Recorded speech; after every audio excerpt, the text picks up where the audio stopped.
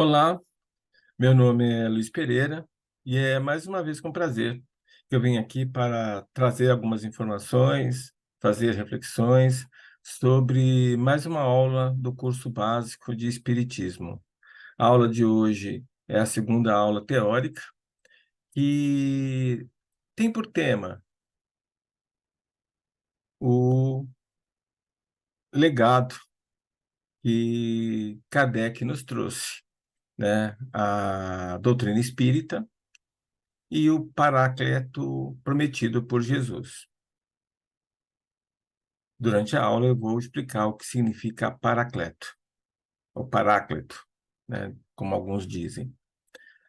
Bem, então esse é o tema da aula de hoje, né? Nós vamos falar qual é a relação entre Kardec e a doutrina espírita e falar um pouco sobre o Paracleto prometido por Jesus, prometido no Evangelho de João. Bem, primeiro vamos estudar, refletir um pouco sobre o conceito de revelação. Revelar é desnudar, descobrir, mostrar aquilo que está oculto. Nós temos as revelações de cunho científico, que são aquelas revelações trazidas por cientistas, pesquisadores, estudiosos, que, fazendo uma observação através de instrumentos, ou através de cálculos, ou através de reflexão, nos trazem informações novas que antes não conhecíamos. Então, isto não deixa de ser uma revelação científica, porque é feita baseado no método científico, no método formal de fazer ciência. Agora, nós temos as revelações de cunho religioso, ou de cunho espiritual. Essas revelações, elas provêm do invisível, são feitas normalmente por avatares, espíritos encarnados, que representam a espiritualidade e até mesmo o divino, que nos trazem informações novas, ou que nos trazem mensagens que permitem com que aqueles que atendem aquela mensagem dê um salto qualitativo de consciência. As revelações de cunho espiritual ou religioso podem até ser contestadas pela ciência, mas nem todas podem ser contestadas, porque isso fogem ao escopo da ciência. Então, são informações provenientes do invisível, trazidas por entidades que podem ser espíritos humanos desencarnados, mas podem ser também outras entidades não humanas, inclusive do divino, que interagem com espíritos encarnados, nos trazendo algo de fundo ético ou de fundo moral, ou até mesmo de cunho espiritual.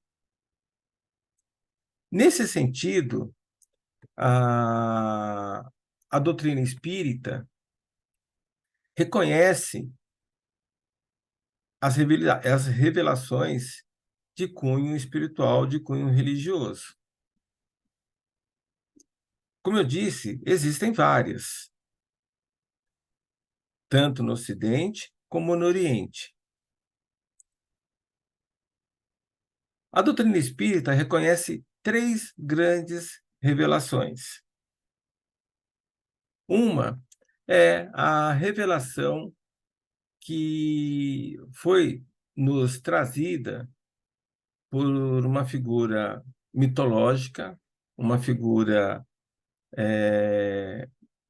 que pertence ao mundo cristão, que é Moisés. Moisés não é reconhecido pela ciência como um personagem real, porque não existe nenhuma documentação ou anotação em pedra, ou em argila que faça referência à figura mitológica de Moisés. Mas acredita-se, sim, que existiu em algum tempo, por volta do ano 1500 anos antes de Jesus, esse espírito encarnado que levou os hebreus que estavam, no primeiro momento, trabalhando, fugindo da fome e sede no Egito, e que, no segundo momento, viraram meio que escravos, né, meio que trabalhadores de segunda linha no Egito, e que resolveram acompanhar, então, essa figura de Moisés até a terra dos seus antepassados, a terra de Canaã. Acredita-se que tenha havido esse personagem porque vários relatos da Bíblia, ao longo do tempo, se provaram verdadeiros. Então, por analogia, se conseguiu-se comprovar que existiu uma figura de Davi, que existiu uma figura de Salomão, que viveram por volta do ano 1000, 1100 antes de Jesus nascer, por que a Bíblia estaria errada na existência de Moisés, na existência de Abraão, né, de Isaac, de Jacó, que são os patriarcas hebraicos? Então, apesar de ser uma figura mitológica, acredita-se que realmente existiu essa figura de nome Moisés. Moisés, inclusive, é um nome egípcio, não é um nome hebraico. E Moisés trouxe para o povo hebreu os famosos 10 mandamentos.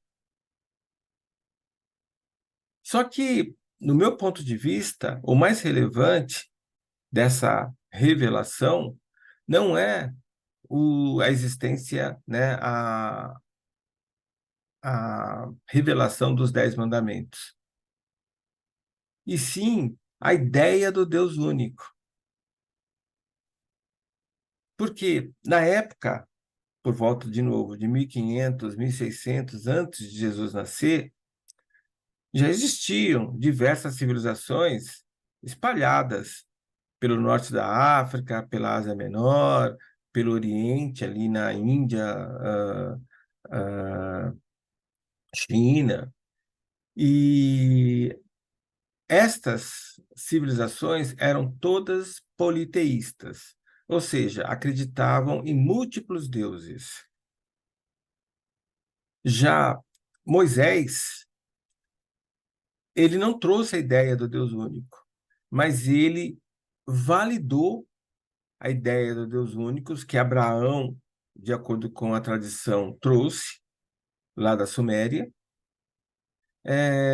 Ele validou no sentido que ele fez com que o povo hebreu cultuasse um único Deus, fazendo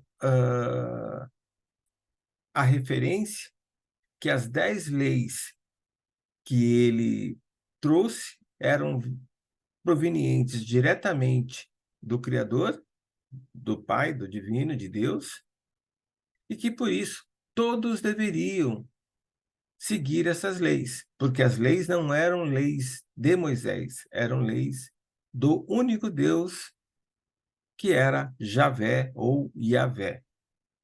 Então, a primeira grande revelação é a afirmação da existência de um único Deus, indo totalmente na contramão de todas as outras civilizações, religiões.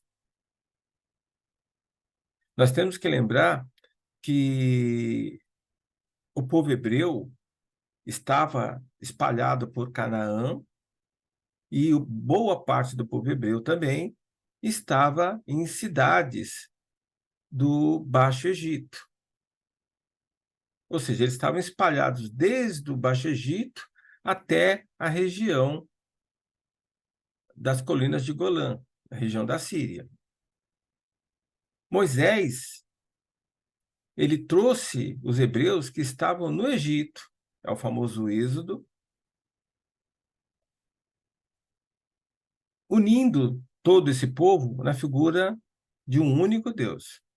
Já os hebreus que estavam espalhados por Canaã conheciam Javé, porque era o Deus dos patriarcas, mas também conheciam os deuses da região de Canaã, onde moravam os cananeus. Afinal, quando Abraão chegou na Terra Prometida, já tinha gente morando lá que eram os cananeus. E esses cananeus eram politeístas e acreditavam em múltiplos deuses, por isso, como El, como Astarô, como Moloque, como Baal. Então, Yahvé foi só mais um deus desse panteão de deuses que estava na região. O que Moisés fez foi fortalecer a figura do Deus único, Yahvé. E quando ele trouxe, então, o povo hebreu de volta à região de Canaã, o povo hebreu que estava lá no Egito, ele fez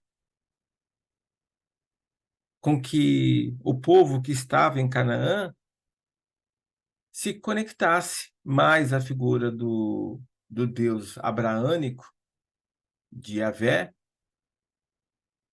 afirmando que El, que era o principal deus do panteão cananeu, era o mesmo Deus Yahvé. Então, tantos os hebreus que tinham ficado em Canaã, como os hebreus que vieram do Egito, se uniram e, comandados por Josué, o principal líder militar de Moisés, conquistaram toda a Canaã.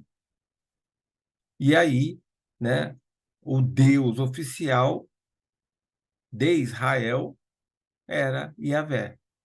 Apesar que os outros deuses continuaram sendo cultuados, né, porque o povo cananeu, na verdade, ficou misturado com o povo hebreu. Os hebreus não expulsaram os cananeus.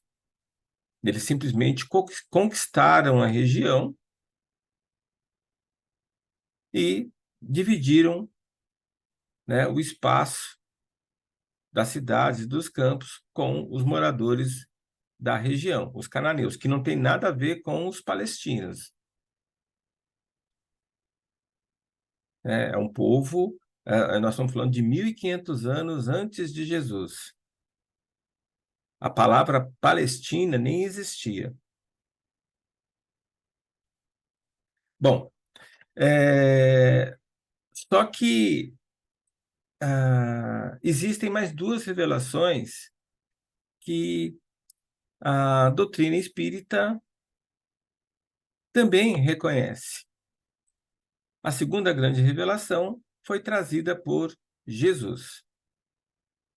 Jesus nos trouxe a mensagem, a informação, que todos nós somos irmãos, independentes de cor, de raça, de sexo, de cultura, todos somos irmãos, filhos de um mesmo pai. Essa era uma informação, na época que Jesus encarnou, totalmente nova, porque existiam, além da divisão das classes sociais dentro de uma mesma cultura, existiam as diferenças culturais que faziam com que determinados povos se julgassem muito superiores a outros povos. E por isso Jesus foi muito mal compreendido quando ele trouxe essa mensagem de fraternidade, porque os romanos, né, até achavam graça disso, como que um romano podia ser um irmão de um judeu. né, de um hebreu. Como que alguém pode ser irmão de um outro que é seu inimigo? Então, era uma mensagem muito forte de Jesus. Porque, para complementar essa informação de fraternidade, Jesus disse que, por sermos irmãos, todos deveríamos viver em paz e com amor. Então, a segunda revelação trazida por Jesus é que Deus é amor e que, por isso, né, por ele ser amor e por causa disso, todos os seus filhos, todos os espíritos, deveriam viver em paz e amor.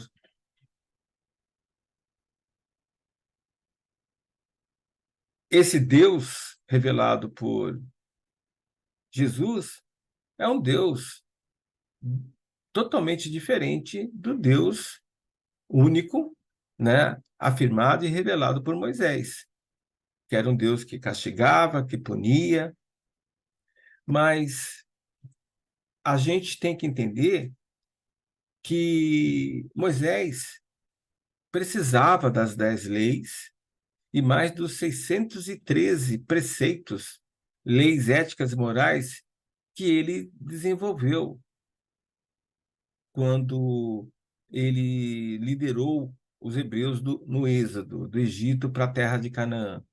Porque era um povo sem lei, sem costumes, com pouca moral. Então, as 10 leis, as 4 primeiras fazem referência ao divino, a Deus, e as 6 últimas fazem referência à vida em sociedade. Não matarás, não roubarás, não cobiçarás a mulher do próximo, respeitarás seus pais, né, como filho. Enfim, as outras 6 leis incitavam o convívio social. E, além dessas leis, foram definidas mais uma série de leis menores, duras, algumas até com previsão de morte para aqueles que infringissem a lei. Mas ele precisava para poder controlar essa massa que tinha poucos valores ético-morais definidos. Já na época de Jesus, já havia leis do judaísmo, então leis religiosas, e leis humanas provenientes de Roma, provenientes do próprio Sinédrio, que era o órgão de justiça da época, que pautavam a vida social. Então, a mensagem que Jesus nos trouxe, a segunda revelação, já não se preocupava mais em pautar a vida social, e sim em fazer com que os membros dessa sociedade se reconhecessem como irmãos e que por isso vivessem em paz e amor. Jesus teve dificuldade porque, da mesma forma que o povo, a sociedade em que Jesus nasceu, já estava acostumada com a figura do Deus único e com as leis religiosas e políticas, a sociedade ainda não estava pronta para essa visão de fraternidade, de amor e de paz. Então, para Jesus foi um desafio trazer essa revelação à tona, de forma que as pessoas pudessem entender e vivenciar a mensagem que ele trouxe. Mas aí nós temos a terceira revelação, que é reconhecida também pela doutrina espírita. Essa terceira revelação, alguns entendem que ela foi anunciada por Jesus através do Evangelho de João. Então, nesse texto, eu rogarei a meu Pai, e ele vos enviará outro Consolador, a fim de que fique eternamente convosco o Espírito da verdade, em algumas traduções traz como de verdade, vos ensinará todas as coisas e vos fará recordar tudo o que vos tenho dito. Bem, então, de acordo com essa visão, Jesus está anunciando, através de João, que no futuro viria um Consolador, um Espírito da verdade ou de verdade, que traria informações novas que iriam servir de consolo, trazendo uma nova consciência para a humanidade. E é nesse contexto, então, que a doutrina espírita é codificada por Kardec. Kardec, então, a gente pode assim colocar, trouxe a informação, revelou para nós que existia sim um mundo espiritual. E essa revelação da existência do mundo espiritual, do seu funcionamento, das leis que regem, ele definiu através da codificação dos livros que ele publicou. É importante que se coloque aí que o Consolador, ou o Paracleto e Consolador têm o mesmo significado, o Espírito da Verdade,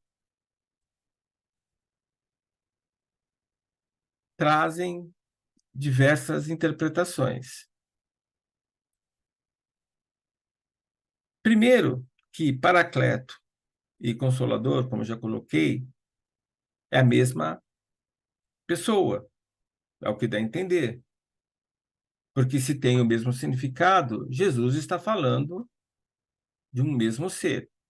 O Espírito da Verdade, alguns interpretam como sendo uma outra entidade, uma outra figura. Outros já interpretam como sendo a mesma figura.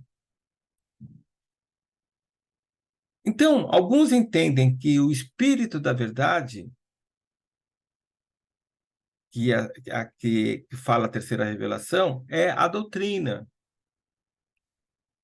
espírita, que traria aí a verdade da existência do plano espiritual, do mundo espiritual. Então, a terceira revelação seria a doutrina espírita. E o Paracleto, o Consolador, seria a doutrina espírita. E o Espírito da Verdade seria o Espírito que ajudou Kardec a fazer essa revelação. Essa é uma visão. A outra visão é que o Consolador, o Paracleto, é o próprio Espírito da Verdade, que ajudou Kardec a fazer a codificação, a publicar os livros que compõem a doutrina espírita. Outros ainda dizem que o Consolador, o Paracleto prometido, o Espírito da Verdade, é uma pessoa só e é Jesus, que ajuda Kardec a fazer a codificação. De verdade, não tem certo ou errado, porque isso também pouco importa se a doutrina espírita é o Consolador prometido, se Jesus é ou não o Espírito da Verdade, se Kardec, alguns pensam até assim, que Kardec é o Consolador, o Paracleto prometido. Enfim, não tem certo ou errado. Cada um faz o seu entendimento de acordo com o seu conhecimento, de acordo com sua consciência, e nós temos que respeitar.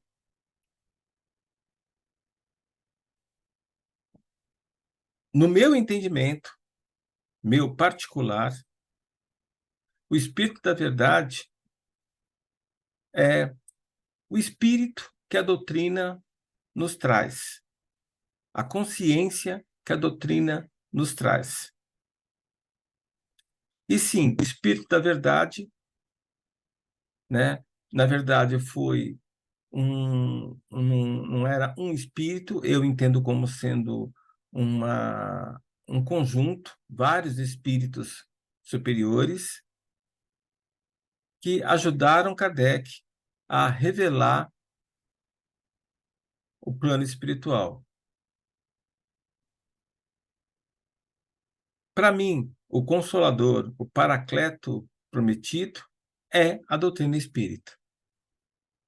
Então, para mim, o Consolador, o Paracleto prometido, é a doutrina espírita. O Espírito da Verdade são as informações, o conteúdo que foi trazido pelos espíritos que ajudaram Kardec a fazer a codificação.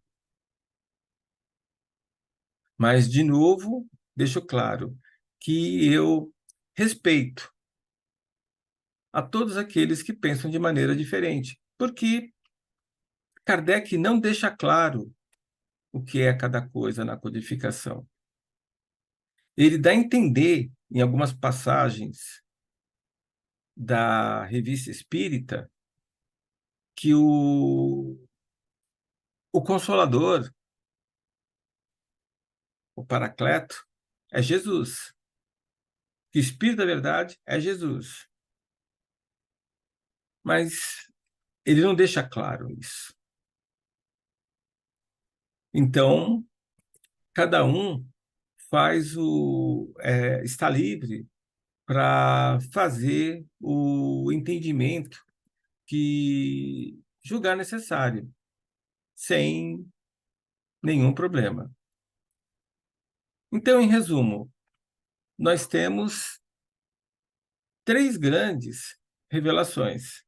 A primeira revelação trazida por Moisés, que é a existência de um Deus único, que manifesta leis que devem se sobrepor às leis humanas. A segunda revelação, reconhecida pela doutrina espírita, é a que Jesus nos trouxe, que todos somos irmãos, filhos do mesmo Pai, e que por isso devemos viver em amor, em paz. E a terceira grande revelação, trazida por Kardec, é que existe sim um mundo espiritual que nós devemos seguir, entender, vivenciar.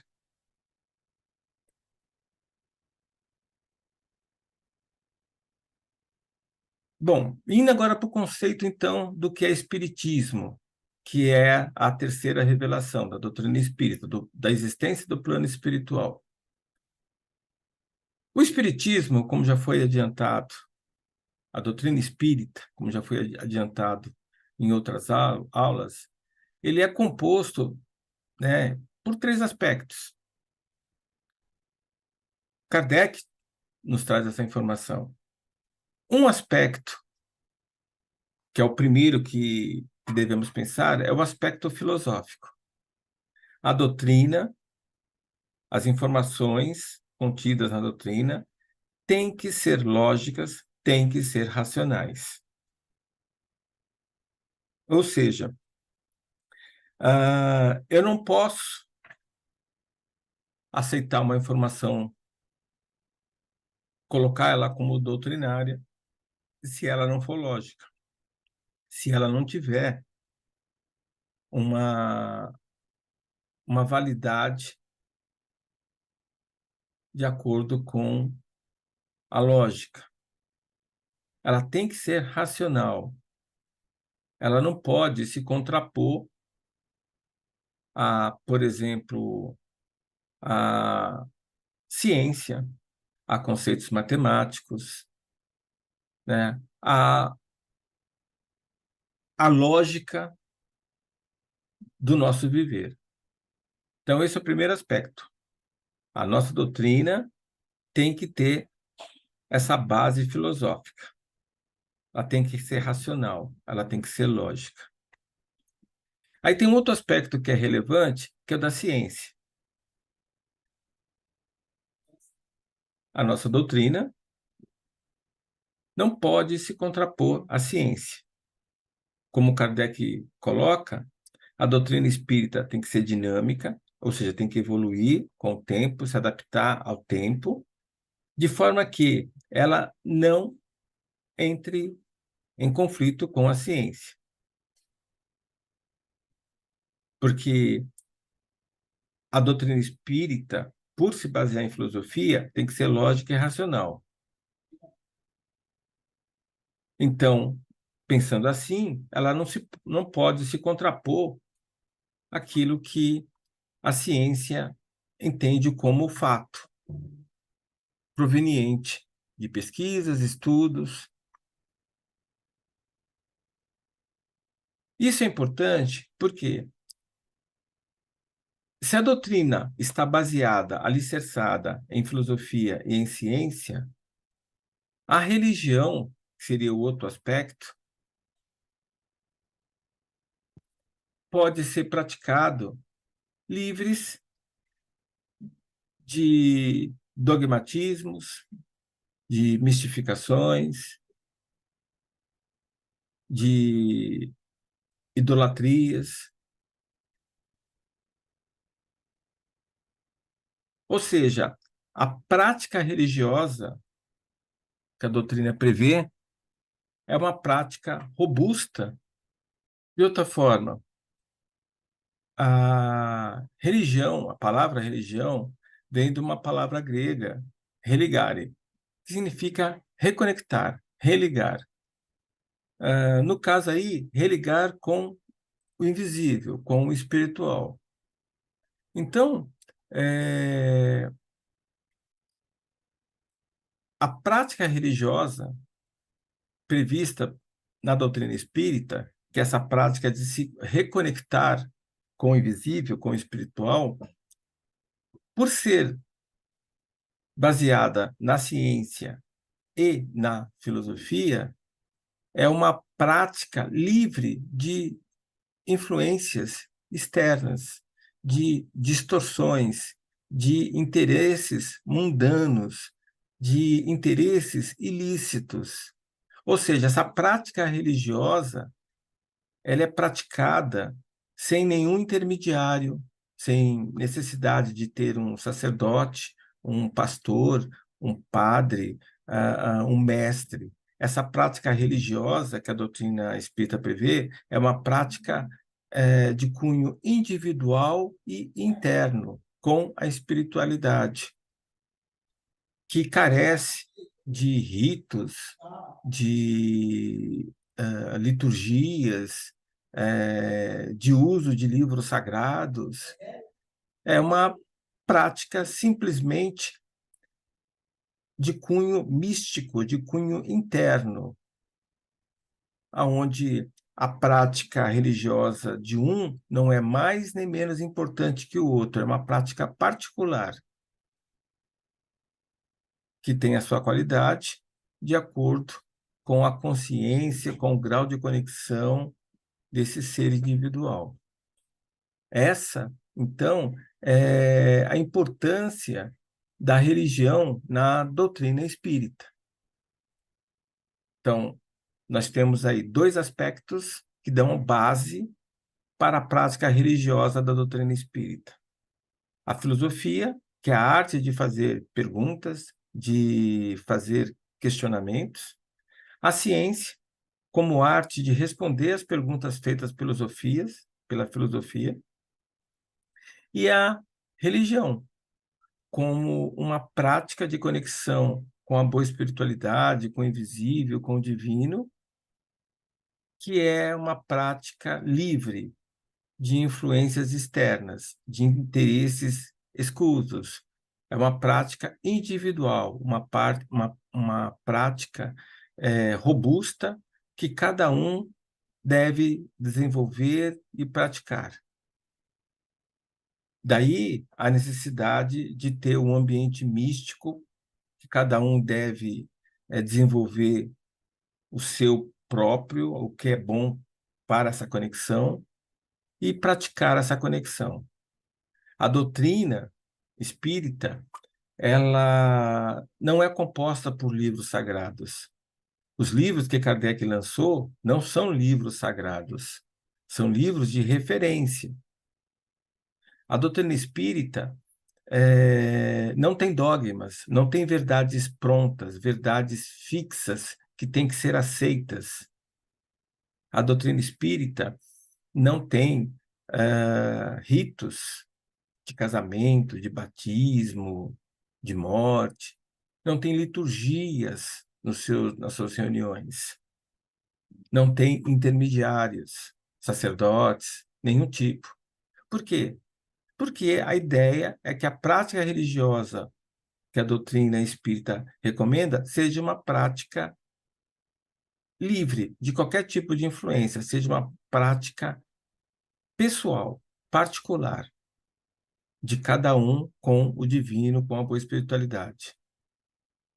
Então, o que seria a doutrina espírita? É um conjunto de princípios, de conceitos, de premissas, de axiomas, de conselhos até, que nós devemos conhecer e seguir na medida daquilo que nós entendamos como certo, como bom para nós. Mas é dinâmico esses princípios, esses conceitos, porque se adequam ao tempo, à cultura. Devem fazer isso. Kardec colocou assim. Isso é que faz com que a prática religiosa seja robusta. Nós temos que respeitar aqueles que pensam diferentes, aqueles que são mais cristãos, que são mais místicos, porque é de cada um.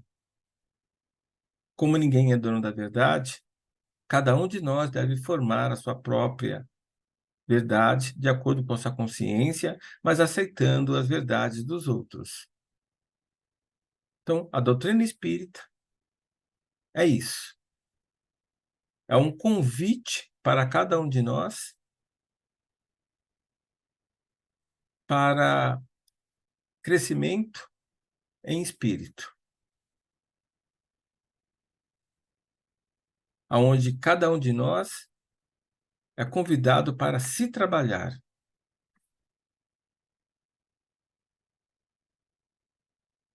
Kardec teve o mérito de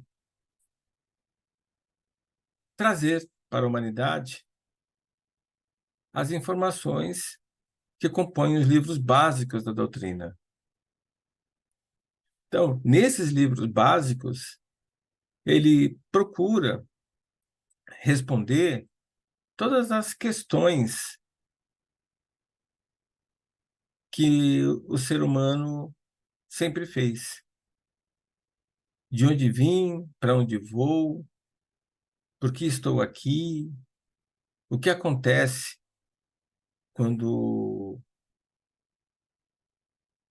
eu desencarno, quando eu morro, por que o mundo é como é, o porquê das coisas.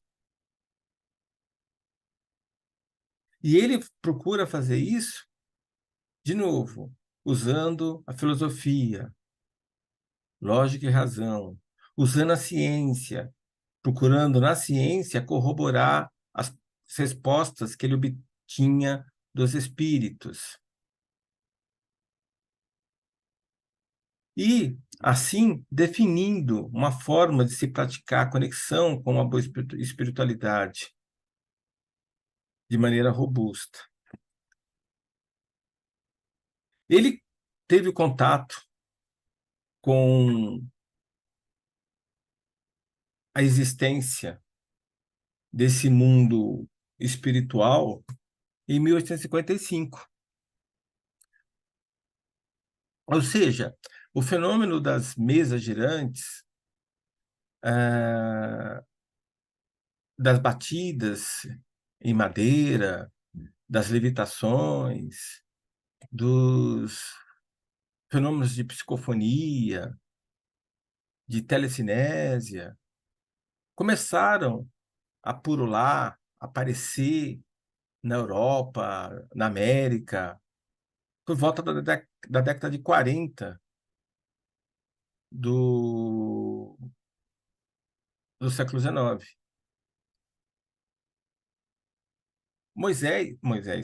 Kardec estudava muito o biomagnetismo.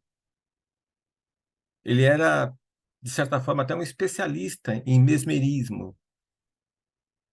Mesmer foi o cara que iniciou os estudos de magnetismo biológico.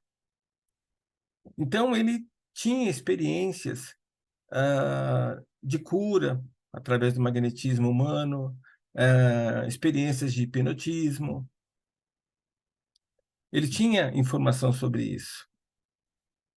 E, apesar de estar bem informado sobre essas ocorrências extraordinárias, sobre esses prodígios, ele, de princípio, recusou participar dessas reuniões. Algumas cobravam até ingressos, mas, de tanto insistirem, ele participou de uma reunião em 1855, mas ele, na verdade, foi para tentar descobrir o que de fato acontecia nessas reuniões, porque ele imaginava que havia algum tipo de manipulação, algum tipo de fraude. Para sua surpresa, ele não conseguiu descobrir nada de que pudesse ser um engodo. E isso, então, despertou nele uma curiosidade de entender o que estava de fato acontecendo. E aí, então, ele começou a participar de diversos encontros mediúnicos, dessas mesas girantes, mas, principalmente, ele participou com frequência, de maneira semanal, de encontros na casa da família Baldin, onde duas irmãs, uma de 14 e outra de 16 anos, em transe mediúnico, traziam respostas a questões previamente formuladas. Então, ele começou, a partir desse momento, a fazer um estudo mais racional, mais lógico, para tentar entender o que de fato ocorria nesses encontros. Além de participar dos encontros semanais na casa da família Baldin, ele também participava de outras reuniões. Teve épocas da sua vida que ele chegava a participar de 4 reuniões semanais em casas diferentes, com médiuns diferentes. Em 1856, por exemplo, também participava de uma outra sessão com a médium Ruth Jafé. E ele começou a cruzar as informações que ele obtinha, tanto numa reunião como de outra.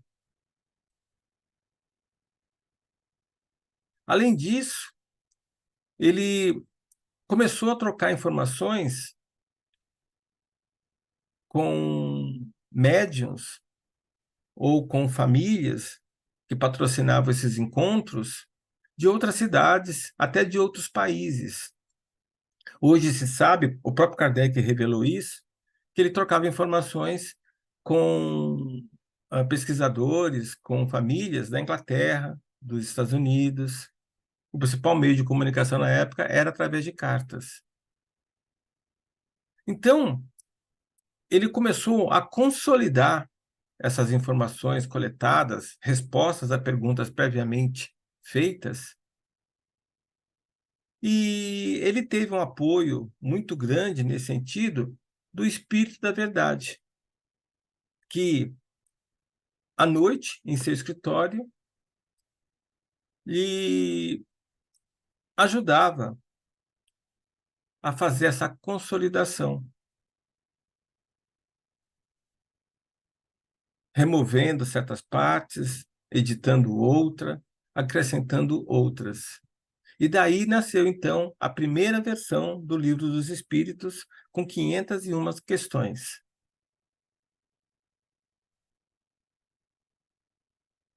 Em 1857.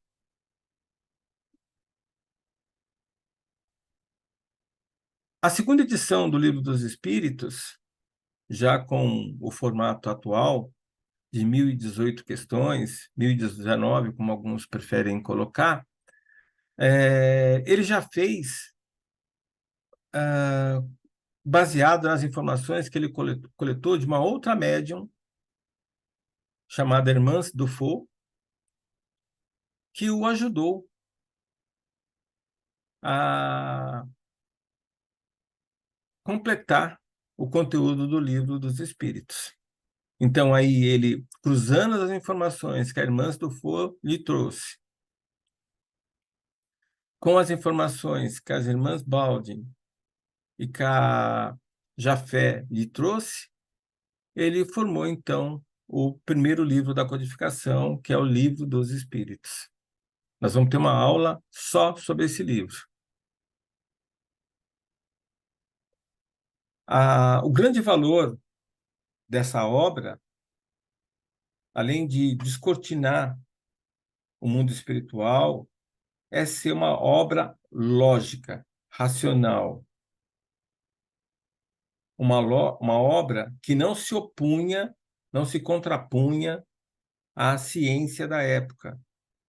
Em diversos momentos, Kardec procura fazer essa conexão com a ciência que estava em vigor, com o conhecimento científico que estava aparente na época dele, justamente para corroborar as conclusões, as informações que ele trouxe através dos espíritos superiores. Então, assim nasceu a doutrina espírita.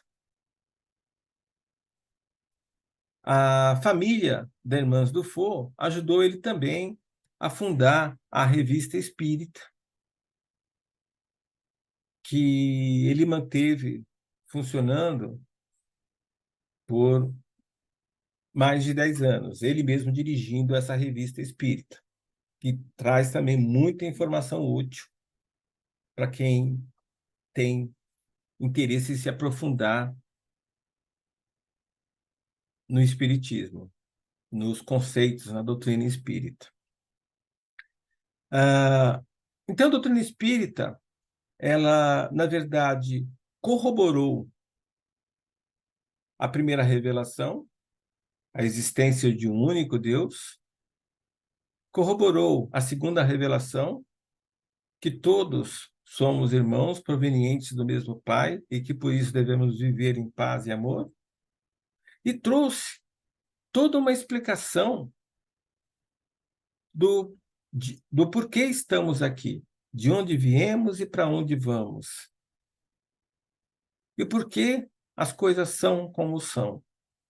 Tudo isso de maneira lógica, de maneira racional, sem se contrapor com a ciência. E onde entra a prática religiosa aí? É que a doutrina deixa claro que é importante nós praticarmos essa conexão, esse religare com o plano espiritual, para que assim, em sintonia com os bons espíritos, podermos evoluirmos de uma forma melhor, de uma forma mais rápida, diminuindo as chances de erros.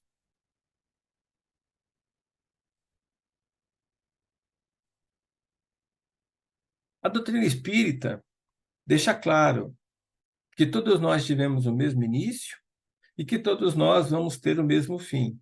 Só que o tempo entre esse início e fim muda para cada um de nós de acordo com a capacidade que cada um de nós temos de evoluirmos. Mas todos nós estamos evoluindo, quer queiramos ou não, quer estejamos conscientes disso ou não. Evolução é algo constante para toda a humanidade. Então, a doutrina espírita, em resumo, ela é racionalista, porque usa da razão e da lógica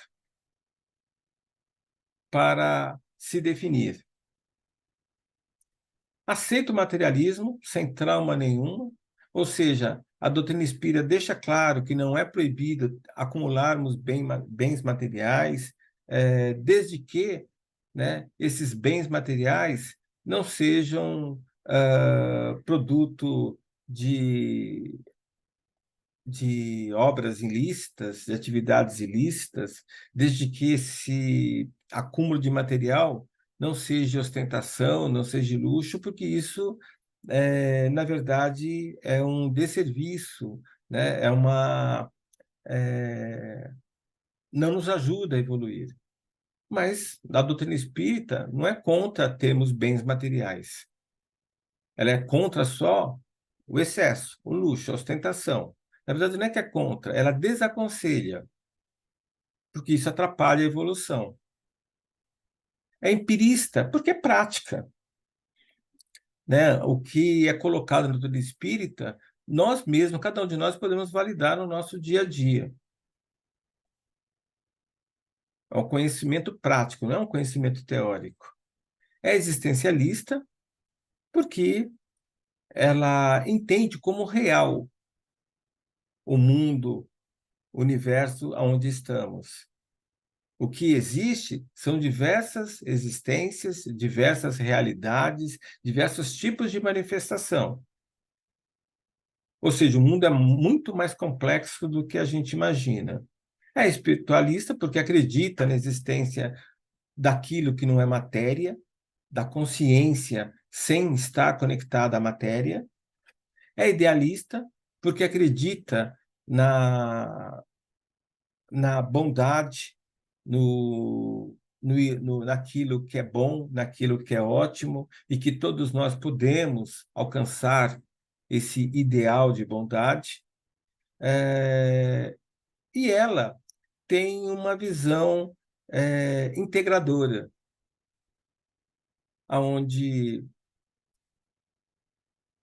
todas as coisas, de uma forma ou de outra, estão interligadas e se influenciam tanto de maneira positiva como de maneira negativa. Nada está solto. Tudo está conectado de alguma forma. Falando um pouquinho de Kardec. Kardec nasceu no início do século XIX, mas ele sofreu toda a influência do século XVIII. Então, essa visão que o positivismo de Comte trouxe em meados do século XVIII, né, que tudo podia ser explicado de forma lógica e racional, e não precisavam buscar explicações no além para explicarmos aquilo que não entendíamos. A questão da Revolução Industrial, em 1860, a Revolução Francesa, em 1789, enfim, né? As cismas religiosas, os tratados sociais que foram lançados na época, a tecnologia, estava evidente telégrafo, telefone, máquinas a vapor, enfim, né? Kardec nasceu, né, no início do século XIX, quando o mundo estava vivendo essa independência da igreja, do poder da igreja, aonde os valores de liberdade, igualdade e fraternidade estavam em alta, né? Todos somos iguais, a liberdade é para todos, que todos somos irmãos, estava em alta. E nessa atmosfera, teve uma educação ah, top para a época, porque tanto os pais, o pai e mãe de Kardec eram pessoas de boa instrução. Ele teve acesso ao Instituto Pestalozzi, onde ele se destacou nos ensinos e acabou virando professor pelas suas qualidades didáticas, pelo seu conhecimento, pela sua forma de se expressar, e, e tentou, né? Depois que ele se desligou do Instituto Pestalozzi, depois que ele casou, a, a fazer alguns empreendimentos, tentando ganhar dinheiro, mas não deu muito certo como empresário. E aí ele passou a viver de seus livros, livros de matemática, livros de gramática, que atingiram um certo sucesso, né? E permitia ter uma vida razoável, além do que as aulas particulares que ele dava. Ele tinha era bem conceituado, participava inclusive da Academia de Ciências de Paris, e esse cenário todo, né, ele lhe trouxe uma certa autoridade, como um homem sério, um homem da ciência, um homem confiável. E quando ele teve contato com essas mesas girantes, em 1854, 55, ele foi mais nessa de tentar descobrir o que estava errado. E quando ele percebeu que estava tendo contato com algo novo, ele teve um choque de realidade e isso mudou a vida dele. Tanto que, a partir daí, ele viveu em função da doutrina espírita.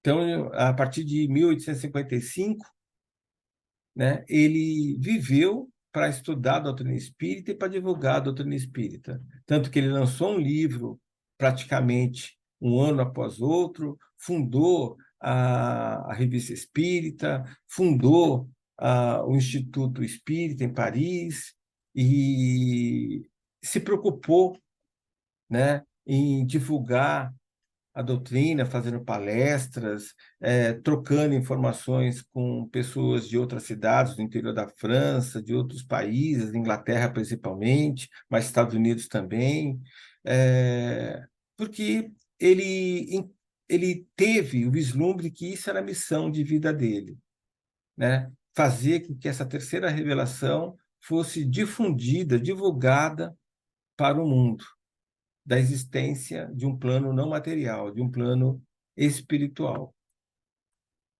E ele lançou diversos livros.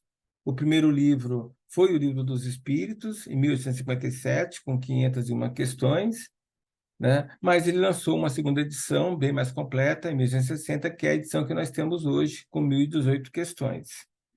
É um livro de perguntas e respostas, mas um livro com bastante profundidade, que procura trazer de maneira lógica e racional explicação para todas as questões principais da humanidade. E aí, nos demais livros, ele aprofunda capítulos do Livro dos Espíritos que ele não conseguiu aprofundar. Então, o Livro dos Médiuns, por exemplo, é um detalhamento de capítulos do Livro dos Espíritos que fala sobre a relação dos espíritos encarnados com os espíritos desencarnados. E assim também ocorre, né, com o Evangelho segundo o Espiritismo, com o livro O Céu e o Inferno e com o livro A Gênese. Ou seja, o Livro dos Espíritos é o livro origem né, de todos os outros livros, que é o livro dos Médiuns, Evangelho segundo o Espiritismo, a Gênese, o Céu e o Inferno. Esse é o Pentateuco kardeciano. O Pentateuco, que é base, é referência para a doutrina espírita. Reafirmo, não são livros sagrados. Várias partes desses livros hoje são questionados pela ciência, no sentido que a ciência não corrobora mais como algumas partes como sendo verdadeiras, apesar que a ciência também não consegue provar que não são verdadeiras. Mas conexões que Kardec, na época, fez com a ciência para validar o que ele estava colocando, com o passar do tempo, a ciência não valida mais, mas também não invalida. Né? Mas isso também pouco importa, porque o estudar aquilo que é invisível, que é imaterial, não é o objetivo da ciência. Então, a ciência não tem instrumentos, ferramentas para tratar aquilo que não é material. Kardec procurou fazer esse vínculo porque, na época em que ele viveu, o positivismo estava no auge, e ele, para validar os seus escritos, ele tinha que procurar essa conexão com a ciência para o livro ser bem aceito, as informações serem bem aceitas. Mas a ciência espírita é uma ciência não formal. Mas existe, então, a ciência espírita? Sim, existe. Essa ciência espírita, ela é baseada em métodos que o próprio Kardec definiu. Então, no prefácio do Evangelho segundo o Espiritismo, Kardec fala justamente da metodologia utilizada por ele para definir, construir a doutrina espírita. E isso vai ser tratado em aulas futuras. Então, Kardec definiu uma ciência, uma forma de fazer ciência para se descortinar o invisível. E essa forma de fazer ciência não é a ciência formal. É uma nova ciência que alguns aceitam, outros não aceitam como possível, mas tudo bem. O fato é que Kardec colocou a doutrina espírita como algo dinâmico, flexível, que tem que ser baseado em filosofia, lógica e razão, em ciência, para que a prática religiosa seja algo independente de influências externas. Que nós possamos, então, ter essa visão que Kardec nos trouxe, que a doutrina espírita precisa,